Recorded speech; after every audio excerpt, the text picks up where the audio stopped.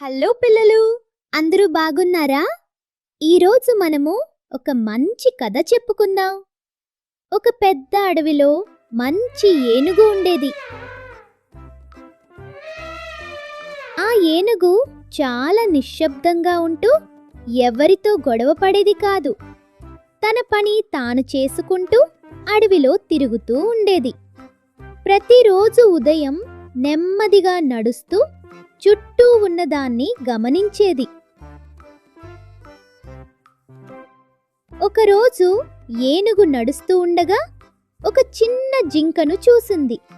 ఆ జింక చాలా అలసిపోయి నీరు దొరకక ఇటూ అటూ తిరుగుతోంది. ఏనుగు ఆ జింక దగ్గరకు వెళ్ళి ఏమీ మాట్లాడకుండా ఆ అడవిలోని ఒక చిన్న నీటి చెరువును చూపించింది. జింక ఆనందంగా నీరు తాగింది. ఏనుగు నవ్వి మౌనంగా వెళ్ళిపోయింది. మరో రోజు ఒక కోతి చెట్టు మీద నుంచి పడిపోయింది. చేతికి చిన్న గాయమయ్యి చెట్టు ఎక్కలేక ఇబ్బంది పడింది.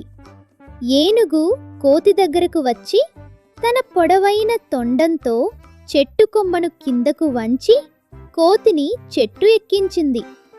ఏనుగు నవ్వి మౌనంగా వెళ్ళిపోయింది. ఒకసారి అడవిలో బలమైన గాలి వీచి ఒక పిట్ట గూడు చెట్టు మీద నుంచి కింద పడిపోయింది. ఏనుగు గమనించి తన తొండంతో ఆ గూడును మళ్లీ చెట్టుపై పెట్టింది.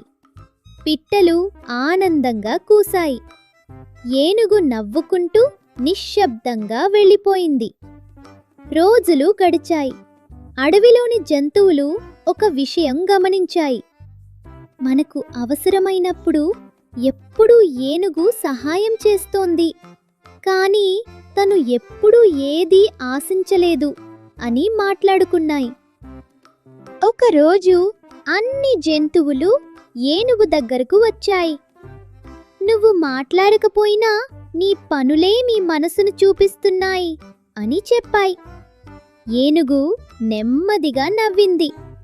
అడవి అంతా స్నేహం మరియు శాంతితో నిండిపోయింది.